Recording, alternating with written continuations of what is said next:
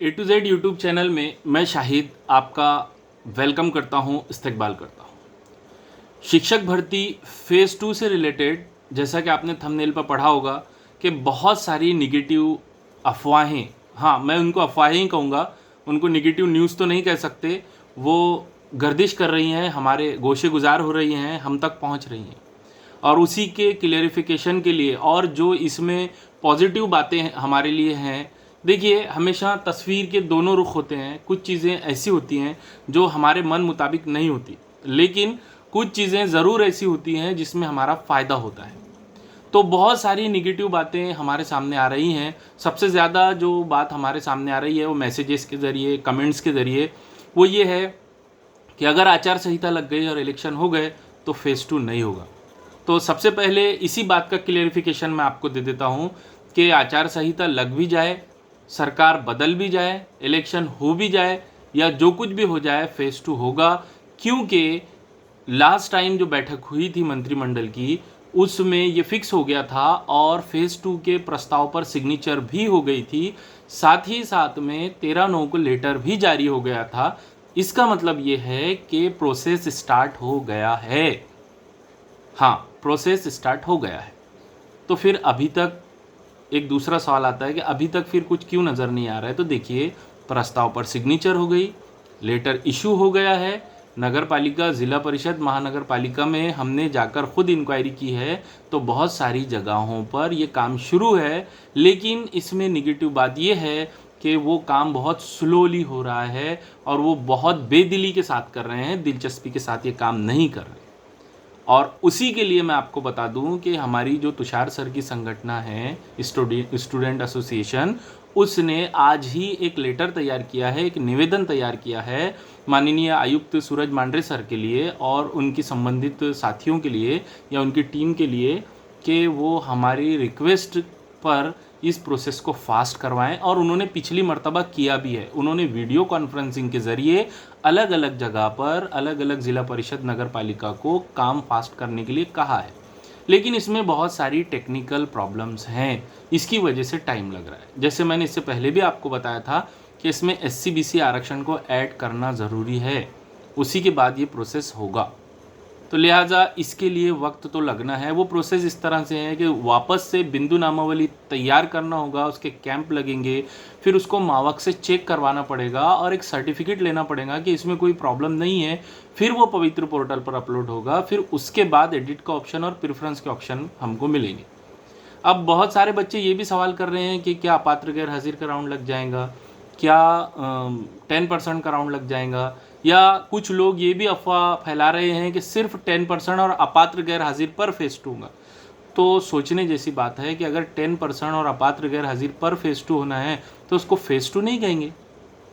10% और अपात्र गैर हाजिर ये फेज़ 1 का हिस्सा है, लिहाजा इसको फेज़ 2 नहीं कहेंगे। फेज़ 2 तो वो है जो न्यू जाहिरात आएंगी। और जो लास्ट टाइम हमारी टीम आयुक्त साहब से चर्चा किए थे, मीटिंग किए थे, उसमें उन्होंने बताया था कि 30 अगस्त 2024 तक की वैकेंसी हम आपको देने वाले हैं।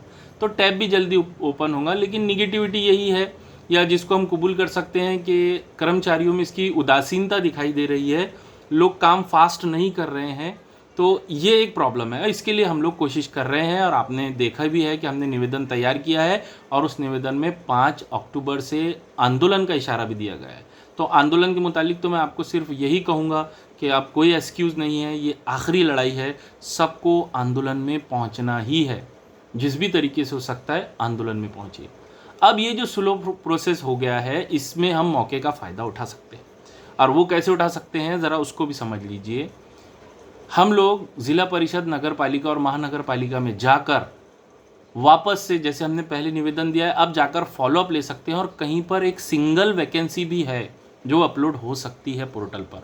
देखिए, ऑफिसर लोग ऐसे होते हैं कि एक ही तो वैकेंसी है, क्या अपलोड करना, एक ही टीचर की तो बात है। लेकिन अगर हम बार बार फॉलोअप लेंगे तो उससे ये होगा कि अगर किसी नगर पालिका में, ज़िला परिषद में एक वैकेंसी भी होगी, मैं कह रहा हूँ एक सिंगल वैकेंसी भी होगी, तो वो लोग अपलोड कर सकते हैं। और वो एक वैकेंसी एक जॉब का काम करेगी। और आप सोच सकते हैं कि बूंद बूंद से ही सागर बनता है, बूंद बूंद से ही समंदर बनता है। लिहाजा इस मौके को भी हमको गनीमत जानना है। और ये बात तो सच है, देखिए कोई झूठ बात है नहीं कि प्रोसेस को वक्त लगने वाला है, ये जो प्रोसेस है। लेकिन गुड न्यूज़ ये है कि फेज़ 2 होगा, ज़रूर होगा। उसका प्रोसेस शुरू हो गया है, उसका 13/9 को लेटर भी निकल गया है। अब उसकी बिंदु नामावली तैयार की जा रही है, लेकिन प्रोसेस स्लो है, उसके लिए हम कोशिश कर रहे हैं। तो ज़्यादा निगेटिव होने की ज़रूरत नहीं है। हमेशा वैसा नहीं होता, जैसा हम चाहते हैं वैसा होता है, जैसा वक्त को मंजूर होता है, जैसा रब को मंजूर होता है, जैसा हालात होते हैं। तो अगर हम खुद भी चाहें तो 10% मराठा आरक्षण ऐड करके फ़ौरन ये राउंड नहीं ले सकते। लिहाजा हमारे लिए खुशखबरी यही है कि फ़ेज़ 2 का प्रोसेस स्टार्ट ही है। जब हमने ऊपर के लेवल पर बात की, ऑफिसर से बात की, एक दो लोगों से मेरी बात हुई है जो ईओज़ वगैरह हैं, तो उन्होंने यही कहा है कि इसको प्रोसेस स्टार्ट ही कहते हैं। मैंने जब उनसे सवाल किया कि सर फ़ेज़ 2 का प्रोसेस कब स्टार्ट होगा, तो उन्होंने कहा स्टार्ट तो हो गया प्रोसेस। हम बोला कहाँ है सर कोई, तो बोले जब आपका प्रस्ताव मंजूर किया गया था और आयुक्त साहब ने लेटर निकाले थे, वो प्रोसेस का ही एक हिस्सा था। तो लिहाजा इस बात का हमको ध्यान रखना है कि प्रोसेस स्टार्ट हो गया है, लेकिन बदकिस्मती ये है कि प्रोसेस स्लो है और सरकारी लेवल पर काम स्लो हो रहा है। तो उसके लिए हम कोशिश कर रहे हैं, हम आंदोलन भी करने वाले हैं, और आंदोलन बहुत इंपॉर्टेंट है। जो ये चाहता है फ़ेज़ 2 हो, ज़्यादा से ज़्यादा उसमें वैकेंसी आए, वो आंदोलन में आने के लिए कमर कस ले, तैयार हो जाए। लिहाजा निगेटिव होने की ज़रूरत नहीं है। और ये भी गलत अफवाह है कि सिर्फ 10% और अपात्र गैर हाजिर पर ही राउंड होगा, ऐसा नहीं है। 10% अपात्र गैर हाजिर और न्यू टैब पर ही वैकेंसी आएगी, और उम्मीद है कि ज़्यादा से ज़्यादा वैकेंसी आए। बहुत सारे लोगों को मिसअंडरस्टैंडिंग हो जाती है, बहुत सारे यूट्यूबर्स को, कि ऐसा होने वाला है वैसा होने वाला है, लेकिन वो उनकी ना समझी है या मिसअंडरस्टैंडिंग है। किसी भी मामले को फ़ौरन, यूट्यूबर्स का क्या है, जल्दी से न्यूज़ मिली, जल्दी से उसका वीडियो बनाओ, जल्दी से पहुंचाओ, उसकी तहकीक नहीं करते, उसके डेप्थ में नहीं जाते कि कौन सी वैकेंसी आने वाली है, क्या वैकेंसी आने वाली है। एक और सवाल चल रहा है कि जो 4800 समथिंग स्पेशल टीचर्स के लिए प्रस्ताव मंजूर हुआ है, तो वो स्पेशल टीचर्स जो होते हैं वो माजूर लोगों के लिए होते हैं, और वो ऑलरेडी उसमें से 3000 के करीब लोग जो हैं वो ऑलरेडी जॉब पर हैं, उनको परमानेंट करेंगे, और उसका हमारी इस बिंदु नामावली से कोई लेना देना नहीं है।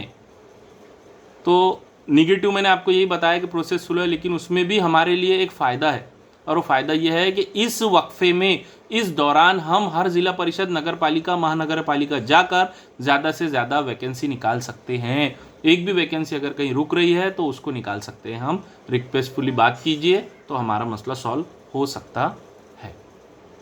तो मैंने स्पेशल टीचर्स के मुतालिक भी आपको बता दिया। बहुत सारे लोग बोल रहे थे आप सब काम आचार संहिता के बाद होगा, तो ठीक है, पॉसिबल है कि आचार संहिता के बाद हो, लेकिन होगा तो ज़रूर, और उसका फ़ायदा ये उठा लीजिए जो मैंने आपको बताया है कि एक सिंगल वैकेंसी भी कहीं है तो वो हम लोग निकाल लेंगे। इस तरह से पॉजिटिव रहिए, लेकिन फ़ेज़ 2 होगा। रहा सवाल थर्ड टेट का, तो जो लोग ये सोच रहे हैं कि थर्ड टेट की तैयारी कर लो, तो भाई आपकी बात सही है, थर्ड टेट की तैयारी कर लो, लेकिन थर्ड टेट की तैयारी के लिए अभी थर्ड टेट आएगा कब, उसका एग्ज़ाम कब देंगे हम, उसकी जाहिरात कब आएगी, उसकी वैकेंसी कब आएगी, उसका प्रोसेस कब होगा, उसके कन्वर्टेड राउंड कब लगेंगे, कब ज्वाइनिंग होगी, 3-4 साल लग जाएंगे। 2030 में जाकर जॉब करना है कि आपको, ये थर्ड टेट से बेहतर ये है कि सेकंड फेज़ के लिए कोशिश की जाए। और वो तो सामने है हमारे, हमको अब कोई एग्ज़ाम नहीं देना है, कुछ नहीं करना है, बस कोशिशें करना है। तो जो चीज़ एकदम सामने है वो बेहतर है हमारे लिए।